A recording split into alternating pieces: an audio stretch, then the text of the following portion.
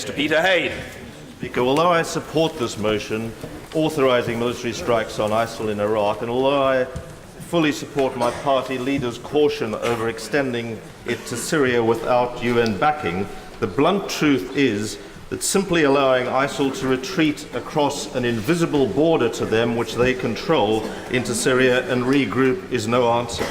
But first, why British military action against ISIL's barbarity but not Assad's butchery?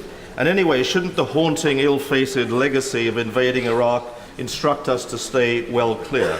In the cabinet in 2003, I backed Tony Blair over Iraq because I honestly believed Saddam had weapons of mass destruction. I was wrong. He didn't. We went to war on a lie, and the aftermath was disastrous, which has made me deeply allergic to anything similar in the region, certainly anything remotely hinting of cowboy Western intervention.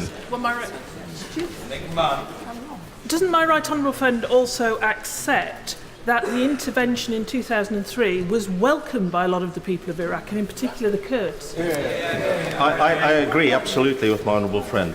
But even Libya, supposedly a surgical operation consented to by this House in 2011, is hardly a good advertisement for us, with chaos now in the country.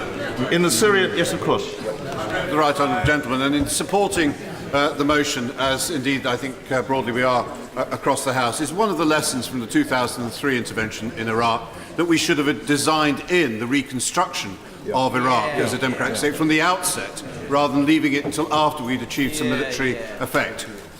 Indeed, and we tried to, but the Americans took no notice, frankly.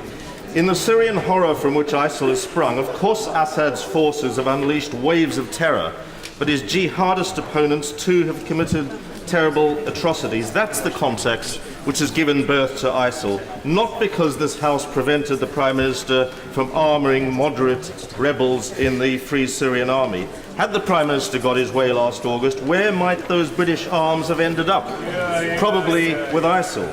Instead of trying to bounce Parliament into backing military strikes in Syria last August 2003, we should have been promoting a negotiated solution right from the beginning. This was always going to be the only way to get Assad, and more important, his backers, to shift towards compromise. Because Syria never was some simplistic battle between evil and good, between a barbaric dictator and his repressed people. It's a civil war, a quagmire into which Britain should tread at dire peril. At its heart, the incendiary internal Islamic conflict, Sunni versus Shia, and their chief protagonists and sponsors, Saudi Arabia versus Iran, and also a Cold War hangover, the US with all its considerable military and intelligence assets in the region versus Russia with its only Mediterranean port and intelligence capability in Syria. Even more crucially, Assad is backed by 40% of his population. His ruling Shia-aligned Alawites, fearful of being oppressed by the Sunni majority, along with the Kurds, the Christians and other minorities. They don't like his repressive Ba'athist rule very much. They fear the alternative even more, becoming victims of genocide, jihadism or Sharia extremism. Assad was never going to be defeated militarily, and he isn't now. That's the truth. And if Western military intervention had somehow toppled him, without a settlement in place, violent chaos in the Syrian quicksand would still have ensued.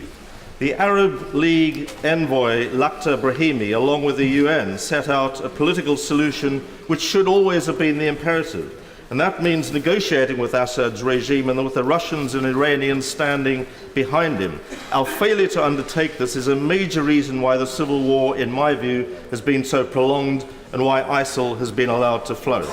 Medieval in its barbarism and its fanatical religious zeal, which views its own narrow Wahhabi sect dating from the 18th century as possessing the sole truth, it uses that as the justification for exterminating both all its opponents and any other religious group blocking their way to establishing a caliphate. It has to be stopped. And Britain has the military surveillance and intelligence capabilities which those on the front line fighting ISIL do not. In northern Iraq, only US air power, at the request of the Iraqi government, the Kurds and the minorities facing genocide by ISIL's remorseless advance, and very significantly, with a military participation of half a dozen nearby Arab countries, has knocked back ISIL's well-equipped army. It wouldn't have happened otherwise. That Iran gave its de facto, if covert, blessing is of significance, opening an opportunity for future engagement and collaboration which could be transformative for the whole region, Israel, Palestine included.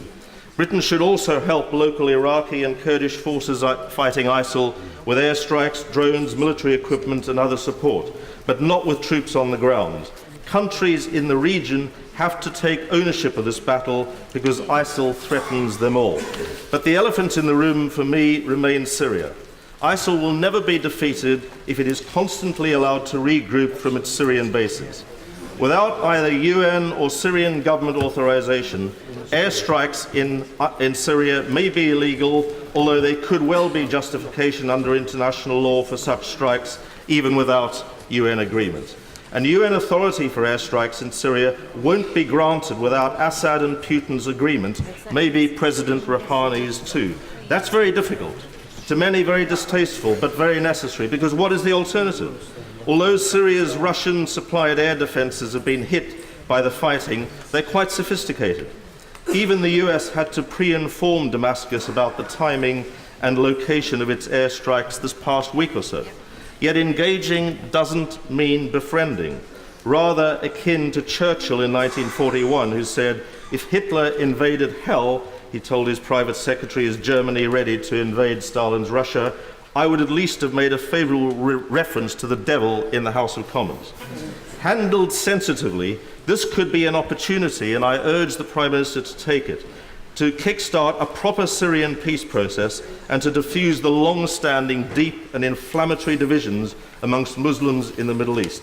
Iranians are Shiites sponsoring Hezbollah and other militias, Saudis and Qataris are Sunnis sponsoring Al-Qaeda and other jihadists, including ISIL, where they've helped unleash a monster which threatens to devour them all. By acting carefully, not bombastically, by making common cause with both Saudi Arabia and Iran to confront a common ISIL enemy, Britain could possibly even help realign Middle East politics to overcome the bitter and violently corrosive Sunni-Shia fault line in the region. A big ask, Mr. Speaker, an even bigger task, but an immensely valuable one.